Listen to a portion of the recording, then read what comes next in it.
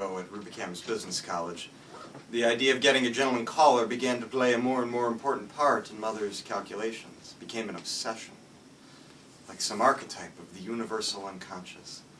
The image of a gentleman caller haunted our small apartment.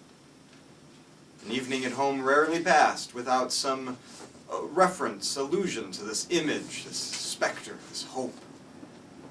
Even when he wasn't mentioned, his presence hung in my mother's preoccupied look, in my sister's frightened, apologetic manner, hung like a sentence upon the Wingfields.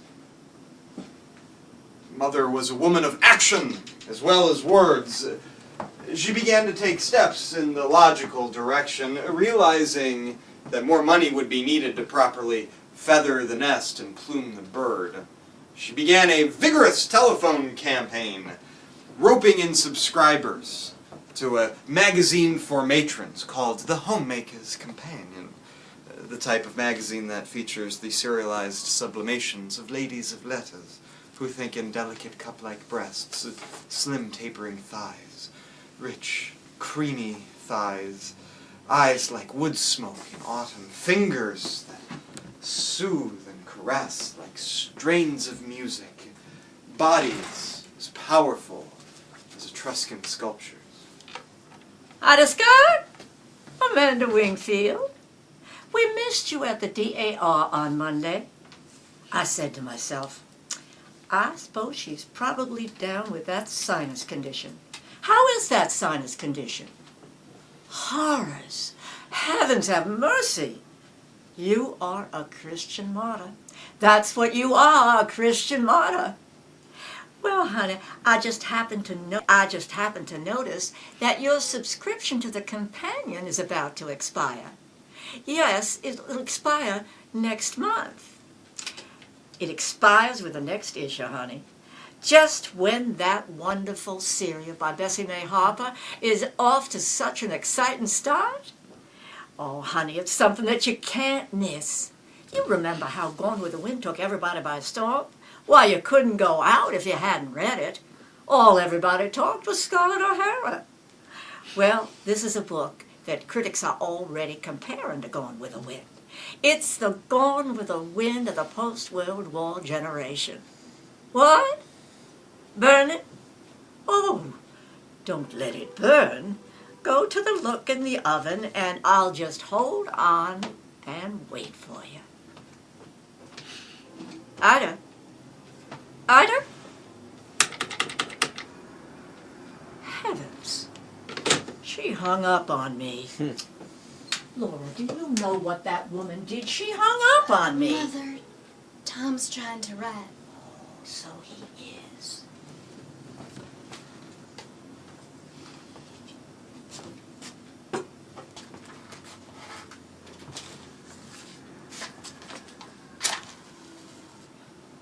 What are you up to now? Just trying to save your eyes. Only got one pair. Have to take care of them. Oh, I know that Milton was blind, but that's always the fate of a genius. Mother, please go away and let me finish writing. Now, why can't you sit up straight so your shoulders don't stick out like sparrows' wings? Mother, please, go busy yourself with something else. I'm trying to write. I have seen a medical chart, and I know what that position does to your internal organs. If you'll just sit up straight, I'll show you. Your stomach presses in against your lungs. Then your lungs press in against your heart, and your poor little old heart is so sorry because it has no more room to go on beating for you. What in Christ's name am I supposed to do? Don't you use that expression, not in my presence. Have you gone out of your senses? I have. That's true. Driven out. What is the matter with you, you big idiot? Look, I've got no single thing here in my No, life that I can it's call my yours. own. Everything is... Stop that shouting! Yesterday, you confiscated my books. You had the nerve to... I took that horrible book back to the library, yes. That hideous book by that insane Mr. Lawrence.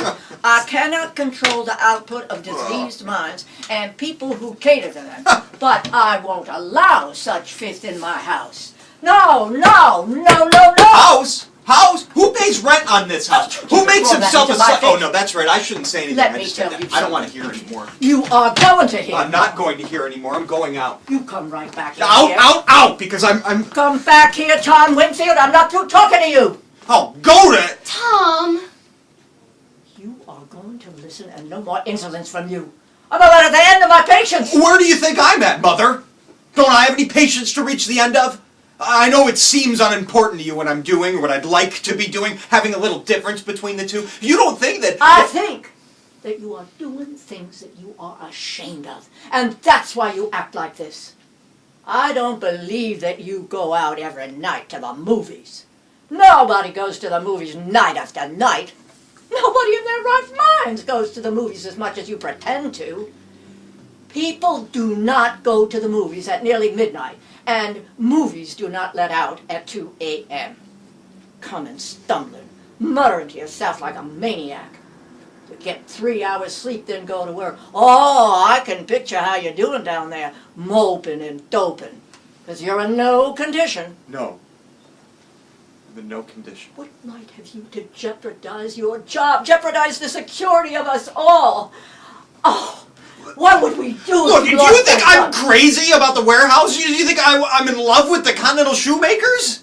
Do you think I want to spend 55 years of my life down there in that Celotex interior with fluorescent tubes? I'd rather somebody took a crowbar and battered my brains out than go in most mornings. And I go, every time you come in yelling at goddamn rise and shine, I think to myself how lucky dead people are. But I get up, I go.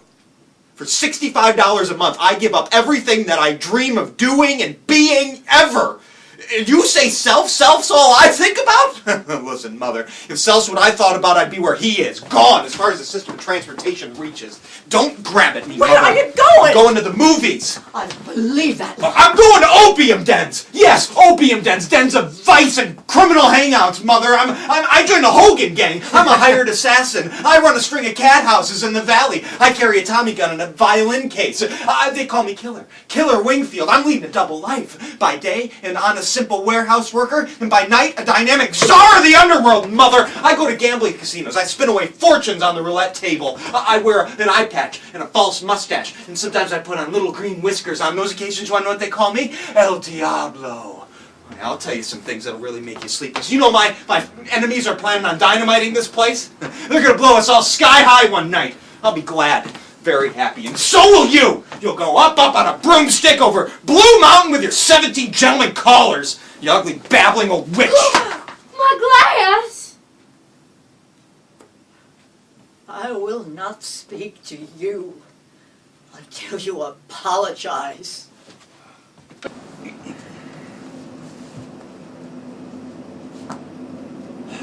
One crack and it falls through.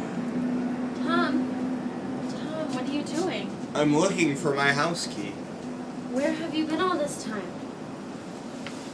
I have been to the movies. All this time at the movies? It was a long picture. There was a Garbo and a Mickey Mouse and a preview for coming attractions and a travel log and a newsreel. And there was an organ solo and a collection for the Milk Fund simultaneously, which resulted in a terrible fight between a fat lady and an usher. Did you have to say through everything? Of course I did. Oh, and I forgot. There was a stage show. And the headliner for the stage show was Malvolio the Magician. Oh, he did the most wonderful tricks. This one, like, pouring water from one pitcher to the next. And first it became wine, and then it became beer, and then it became whiskey. I know it was whiskey that it turned into, because he needed a volunteer to help him. And he asked me for both shows. Oh, it's Kentucky straight bourbon. Oh, he's such a generous fellow. Oh, he gave gifts. Almost forgot. He gave me this.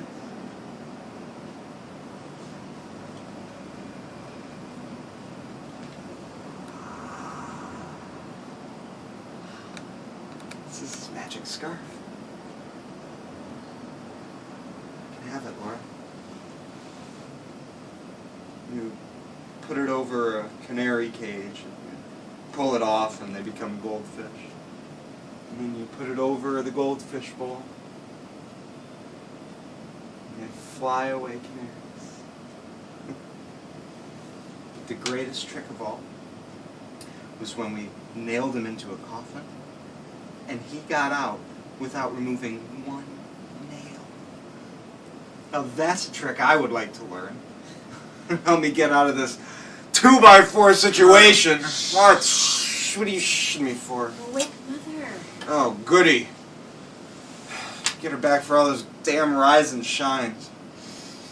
You know, Laura, it don't take too much intelligence to get yourself locked into a coffin. Who the hell ever got out without removing one nail?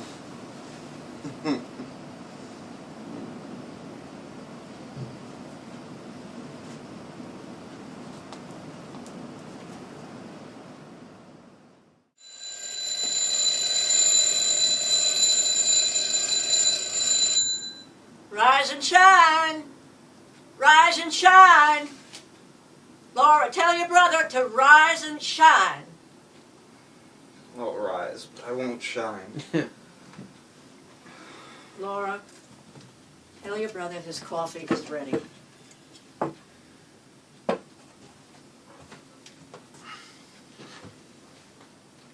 Tom, it's nearly 7. Don't make Mother nervous. Tom talked to Mother this morning. Make up with her. Apologize. Speak to her. She won't to me. It's her that started not speaking. Well, if you just say you're sorry, then she'll start speaking. Her not speaking? Is that such a crime? Please? Please. Laura, are you going to do what I asked you, or am I going to have to get dressed and go out myself? I'm going. I'm going. As soon as I get my coat on. Butter and what else? Just butter. Tell them to charge it. Mother, they always make such faces when I do that. Sticks and stones may break our bones, but the expression on Mr. Garfinkel's face will not harm us. Laura, tell your brother his coffee is getting cold.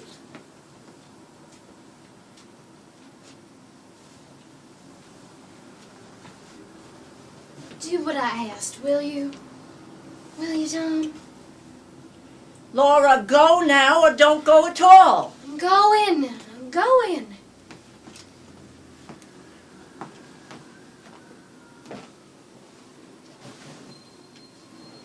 Laura?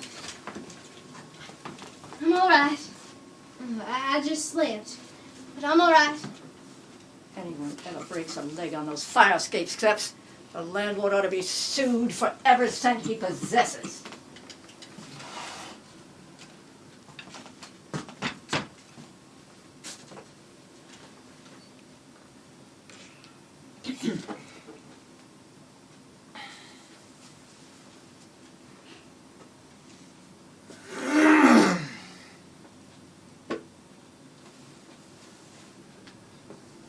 Mother, I apologize, Mother. I'm sorry for what I said, for everything that I said. I didn't mean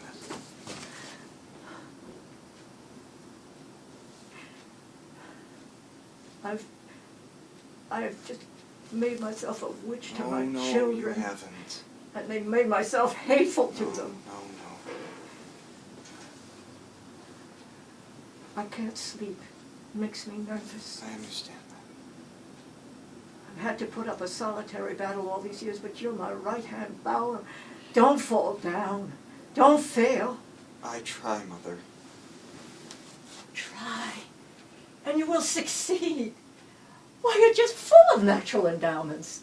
Both my children. They're unusual children. Don't you think I know it? Oh, I'm so proud, happy, feel I've got so much to be thankful for, but, son, promise me one thing. What, Mother? Promise me you'll never be a drunkard. I will never be a drunkard, Mother. That's what frightened me so, that you'd be drinking. Eat a bowl of Purina? Oh, no, thank you. Just coffee for me. Shredded wheat biscuit? No, thank you. Well, you can't do a day's work on an empty stomach. You've got 10 minutes. Don't gulp. Drinking too hot liquids makes cancer of the stomach. Here, put cream in. No, thank you. Just a cool. No, thank you. I just want it black. I know, but it's not good for you. We have to do all that we can to build ourselves up. In these trying times, the only thing we have to cling to is each other, and that's why it's so important. Tom, I sent out your sister because I want to discuss something with you. If you hadn't spoken to me, I would have spoken to you. What do you want to discuss, Mother? Laura. Oh, Laura. Well, you know how Laura is. So quiet. But still water runs deep. She notices things, and I think she brews about them. I came in a few days ago, and she was crying. What about? You. Me? She has an idea you're not happy here. Where would she get that idea? Oh, where does she get any idea? However, you do act strangely. I'm not criticizing now, understand that. I know that your ambitions do not lie in the warehouse. That like everybody else in the whole wide world, you've had to make sacrifices. But Tom, life isn't easy. It calls for Spartan endurance. I have so much in my heart that I cannot describe to you. I never told you, but I loved your father. I know that, Mother. But when I see you taking after his ways and staying out late and, well, you had been drinking that night you were in that terrifying condition. Laura says that you hate the apartment and that's why you go out at night. Is that true, Tom? No. Look. You say that there's so much in your heart that you can't describe to me. The same is true for me. There's so much in my heart that I can't describe to you. So let's just respect each other's differences. But why? Are you so restless, Tom? Where do you go to nights? I go to the movies. You go to the movies too much, Tom. I like adventure. Adventure is not something I get a lot of at the warehouse, so I go to the movies. But Tom, you go to the movies entirely too much. I like a lot of adventure. Most young men find adventure in their careers. Well, most young men don't work at the warehouse. Oh, the world is full of young men employed at warehouses and factories and offices. Do they all find adventure in their jobs? Well, they do what they do without it. Not everybody has a craze for adventure. Look, man is by instinct a lover, a fighter, a hunter. These instincts don't get a lot of play at the warehouse. Man is by instinct. Don't quote instinct to me. Instinct is something that people have got away from. It belongs to animals. Christian adults don't want it. What do Christian adults want, Mother? Superior things. Things of the mind and the spirit. Only animals need to satisfy instincts. Surely our aims are somewhat higher than theirs, than monkeys and pigs. I reckon they're not. Oh, you're joking. But that is not what I wanted to discuss with you. I haven't much time. Sit down. Mother, do you want me to check in late at the warehouse? You have 5 minutes. I want to talk about Laura. All right. What about Laura? We have to start making plans and provisions for her. She's older than you, 2 years, and nothing has happened. She just drifts along doing nothing. It frightens me terribly the way she just drifts along. I guess she's the type that people call homegirls. Oh, there is no such type, and if there is, it's a pity. That is, unless the home is hers with a husband. What? I can see the handwriting on the wall as plain as I see the nose in front of my face. It's terrifying. More and more you remind me of your father. He was out all hours without explanation, then left. Goodbye, and me with a bag to hold. I saw that letter you got from the Merchant Marine. Well, I saw it. I know what you're dreaming. I'm not standing here blindfolded. Very well then. Then do it. But not until there is somebody to take your place. What do you mean? I mean that as soon as there is someone to take care of Laura, married with a home of her own, independent, why then you're free to do whatever you please, on land, on sea, wherever the wind blows you. But until that time, you have got to look out for your sister. I don't say me because I'm old and don't matter. I say for sister because she's young and dependent. I enrolled her in business college. A terrible failure. Frightened her so that she got sick to the stomach. I took her over to the Young People's League at the church. Another failure. She spoke to nobody and nobody spoke to her. Now all she does is fool with those pieces of glass, play those worn-out records. What kind of a life is that for a girl to lead? What do you want me to do about it? Overcome selfishness. Self. Is that all you think of? Where is your wool muffler? Put on your wool muffler. Tom, I still haven't said what I wanted to ask you. I have to go. Down at the warehouse. Aren't there some nice young men? No. There must be some. Mother, please. Find one that's clean living, doesn't drink, and ask him out for sister. What? For sister to me. Get acquainted. Oh my gosh. Will you? Will you? Will ya? Will you, dear? Yes!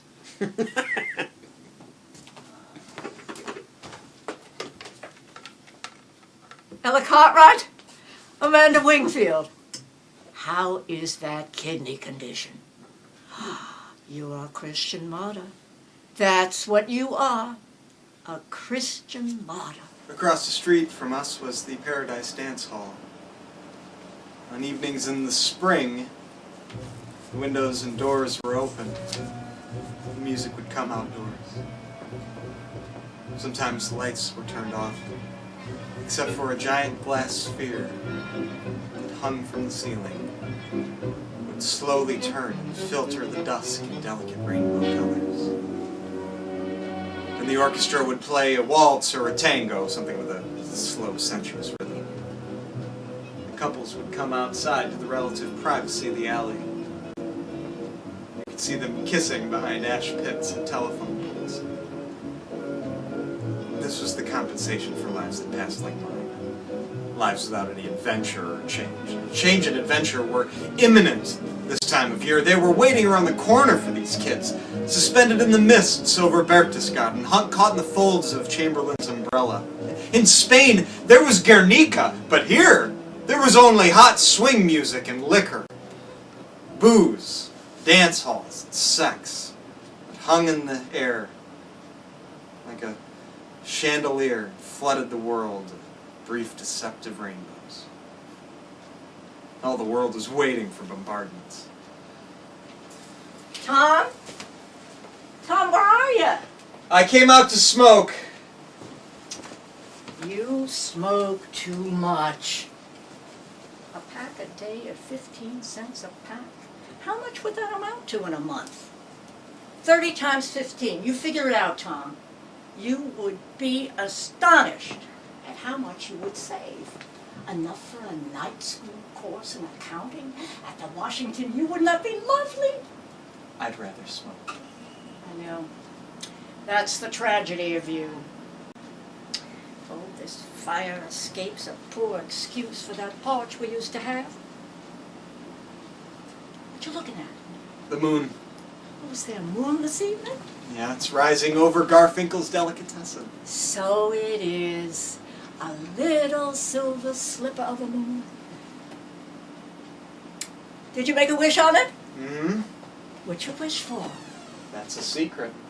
Oh, a secret. Well, then I won't tell you mine either. I can be just as mysterious as you. I bet I can guess what you wished for. Why, is my head so transparent? You're not a sphinx. No, I don't keep secrets. I'll tell you what I wish for on the moon. Success and happiness for my precious children.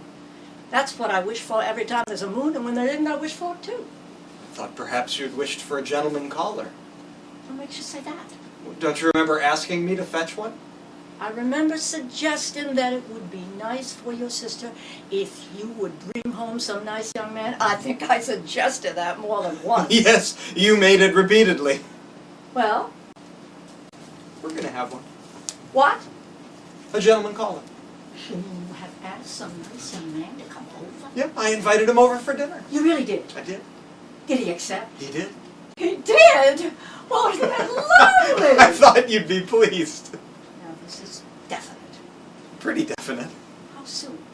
Pretty soon. Well, how soon? Very soon. How soon? Quite soon! Oh, come on, Tom. Every time I want to know something, you go on like that. What is it that you want to know, Mother? Just guess. Just give a little guess. You want to know when the gentleman caller is coming over for dinner. He's coming tomorrow. Tomorrow? I can't do anything about tomorrow. I can't do anything about tomorrow, Tom. Well, why not? Don't give me enough time. Time for what? Preparations. Oh, you should have called me the minute you invited him, the minute he accepted. Mother, you don't have to make a fuss. Well, of course I have to make a fuss. I want things to be nice, not sloppy and thrown together. Oh, I'm going to have to do some mighty fast thinking before tomorrow. I don't see why you have to think at all. You just don't know. I can't have a gentleman caller coming into a pigsty. Oh, my wedding silver has to be polished, and the monogram table linen ought to be laundered. Oh, I've got to wash those windows and put up fresh curtains. But what about clothes? We've got to have something to wear, don't we? Mother, this is no boy to make a fuss over. I don't see how you can say that. This is the first gentleman calling your little sister has ever had. Now come on in here. What for? I want to ask you something. Mother, if you're going to make a fuss, I'll call the whole thing off. Or I'll tell him not to come. You can't do that. People hate broken engagements and they got no place to go. Come on. Come on in here and sit down. Is there any particular place you'd like me to sit? Sit anywhere. Oh, isn't that the saddest thing you've ever seen in your life? Oh, I know. A lace tablecloth. It's been holding up pretty well all these years. I'll just put it over top of that. And I'll have that floor lamp set out. I made a payment on it. That'll brighten things up. Oh, if only I could repaper the walls. Now, what's his name? His name is O'Connor. O'Connor? He's Irish? Oh, almost Friday. That means fish. Oh, I know. I'll make that salmon loaf with the mayonnaise dressing. Now, where did you meet him? At the warehouse. Where else would I meet him? Does he drink? Why do you ask me that? Well, your father did. Mother, don't get started on that, please. He drinks then? Not that I know of. Well, you have got to find out. The one thing I don't want for my daughter is a man who drinks. Aren't you being a little premature? Mr. O'Connor has not yet arrived on the scene. Well, he will tomorrow night to meet your sister. And what do I know about his character? Mother, lots of young men talk to women whom they don't marry. Be sensible, Tom. Don't be sarcastic. Now, what I want to know is, what does he do? What is his position in the His position warehouse? is that of a shipping clerk. Shipping? That sounds mighty important to me. Where you'd be if you had any get-up. Now, how much does he earn? I would judge his salary to be approximately $85 a month. Oh, $85 a month. Well, that's not princely. It's 20 more than I make. How well I know that. $85 a month. Family man can't get by on $85 a month. Mr. O'Connor is no family man. Well, he might be one day, might Oh, he? I see. Plans and provisions. Oh, Tom, you are the only young man that I know of that ignores the fact that the future becomes the present becomes the past, and the past turns into everlasting regret unless you plan for it. I will think that over and see what I can make of it. Don't you be supercilious with your mother. Now, tell me some more about Mr. O'Connor. Mr. O'Connor, we've got to do something about that Mr. Can't have another name. Oh, James D. O'Connor. The D is for Delaney. Delaney. Irish on both sides and he didn't drink? Well, should we call him up and ask him right this minute, Mother? Tom, you can't do that. You have to be discreet about this subject. Now, when I was a girl, girl in Blue Mountain, and it was suspected that a young man was drinking, and some young girl was receiving his attentions, she would go to his church and ask the minister about his drinking. Or her father, if her father were living. It was his duty to go to the minister of the church and ask about his calendar. Now, that is how young girls from Blue Mountain were kept from making tragic mistakes. Then how did you make such a tragic mistake, Mother? That face fooled everybody. All he had to do was grin, and the world was bewitched. I think there is nothing more tragic than a young girl just putting herself at the mercy of a handsome appearance. And I hope that Mr. O'Connor is not too good looking. As a matter of fact, he isn't. He has a rather large nose that he compensates for by not having much of a chin. He's not right down homely, is he? No, he's not right down homely. More of a medium homely, I'd say. Well, if a girl had any sense, she would look for character in a man anyway. That's what I've always said. You've always said that? You have always said that? Yes! Now, how could you always have said that when you never even thought of it? Mother, don't be so suspicious of me. I am. I am suspicious of every word that comes out of your mouth when you're talking to me. Now, tell me some more about this young man. Is he up and coming? Yes, he really goes in for self-improvement. What makes you say that? He goes to night school. Night school? What does he do at night school? Radio engineering and public speaking. Now that shows that he intends to become an executive in radio engineering. Why, that's coming, huh? I'm afraid it's here. Some very illuminating facts. Facts that any mother should know about any young man coming to call on her daughter, serious or not. One little warning. I didn't tell him about Laura. I didn't let on that we had dark ulterior motives. I simply said, would you like to come over for dinner? And he said, okay, and that was the whole conversation. I bet it was, too. Huh. Sometimes you can be as eloquent as an oyster. However, when he sees how sweet and pretty that child is, he is going to be so happy that he was asked over for some supper. Mother, you mustn't expect too much from Laura. I don't know what you mean. Laura seems those things to us because she's ours and we love her. We don't even notice that she's crippled anymore. She's not crippled. You know I do not allow that word to be Mother, used. she is! She's crippled! Face facts! And that's not all. What do you mean that's not all? Laura's very different from other girls. Well, I know that. And I think the difference is all in her favor, No, too. not all, not quite all. To others, to strangers, she can seem terribly shy. She lives in a world of her own. It can seem very peculiar to anybody who doesn't live in this house. She's not peculiar. I don't know in what way you say Oh, it. Mother, she is! Face facts! She plays with little glass ornaments and worn-out old photograph records, and that's about it.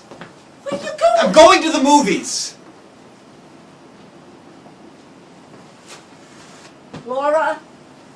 Laura? Yes, Mother? Let those dishes go. And come on down in front. I want you to make a wish on the moon. Moon. Moon? That little silver slipper of a moon. All right, honey. Look over your left shoulder and make a wish. What shall I wish for, Mother? Happiness and just a little bit of good fortune.